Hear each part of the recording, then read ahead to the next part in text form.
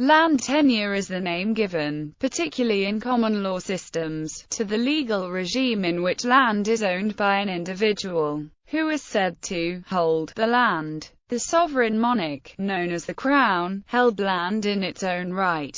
All private owners are either its tenants or subtenants. The term tenure is used to signify the relationship between tenant and lord, not the relationship between tenant and land. Over history, many different forms of land ownership, i.e., ways of owning land, have been established. A landholder, landowner is a holder of the estate in land with considerable rights of ownership, or, simply put, an owner of land. Feudal tenure. Historically, in the system of feudalism, the lords who received land directly from the crown were called tenants-in-chief. They doled out portions of their land to lesser tenants in exchange for services, who in turn divided it among even lesser tenants. This process, that of granting subordinate tenancies, is known as sub-infeudation. In this way, all individuals except the monarch were said to hold the land of someone else. Historically, it was usual for there to be reciprocal duties between lord and tenant.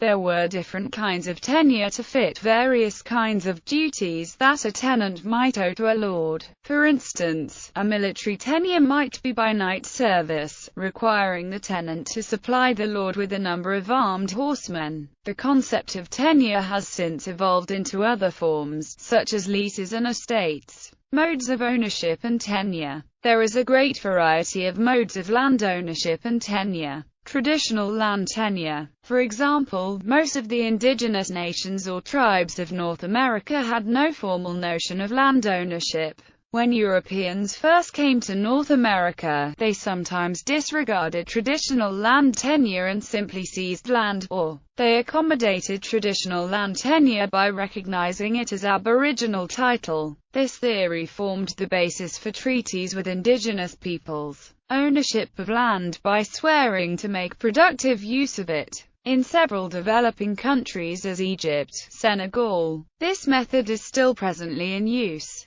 In Senegal, it is mentioned as mise en valeur des zones de terroir, and in Egypt, it is called wadar al-yad. Aladial title, a system in which real property is owned absolutely free and clear of any superior landlord or sovereign. True aladial title is rare, with most property ownership in the common law world being in fee simple. Aladial title is inalienable, in that it may be conveyed, devised, gifted, or mortgaged by the owner, but it may not be distressed and restrained for collection of taxes or private debts, or condemned by the government. Feudal land tenure, a system of mutual obligations under which a royal or noble personage granted a fiefdom some degree of interest in the use or revenues of a given parcel of land, in exchange for a claim on services such as military service or simply maintenance of the land in which the lord continued to have an interest. This pattern obtained from the level of high nobility as vassals of a monarch down to lesser nobility whose only vassals were their serfs. Fee simple. Under common law, this is the most complete ownership interest one can have in real property, other than the rare aladial title. The holder can typically freely sell or otherwise transfer that interest or use it to secure a mortgage loan. This picture of complete ownership is, of course,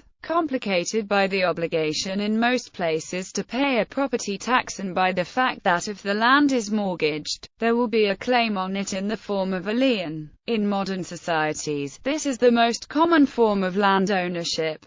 Land can also be owned by more than one party and there are various concurrent estate rules. Native title. In Australia, native title is a common law concept that recognizes that some indigenous people have certain land rights that derive from their traditional laws and customs. Native title can coexist with non-indigenous proprietary rights, and in some cases different indigenous groups can exercise their native title over the same land. Life estate. Under common law, this is an interest in real property that ends at death.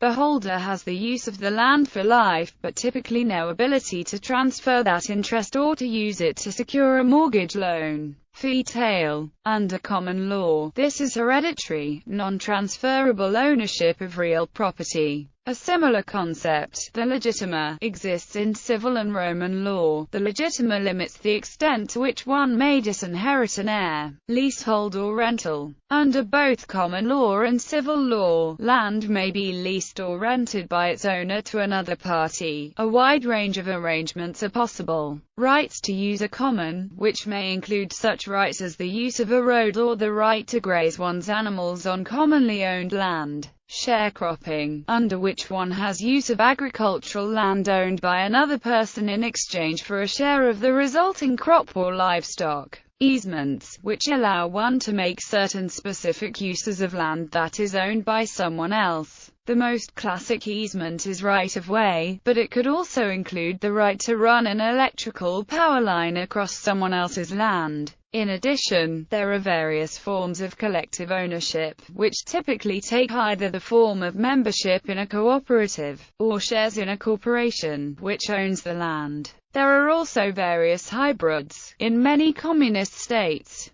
government ownership of most agricultural land has combined in various ways with tenure for farming collectives. Land tenure by country. Canada, England and Wales. For land ownership in England and Wales, see land tenure in England, English land law and history of English land law. Ireland, Land and Conveyancing Law Reform Bill, 2006. Scotland, crofting. AO era. Half-foot.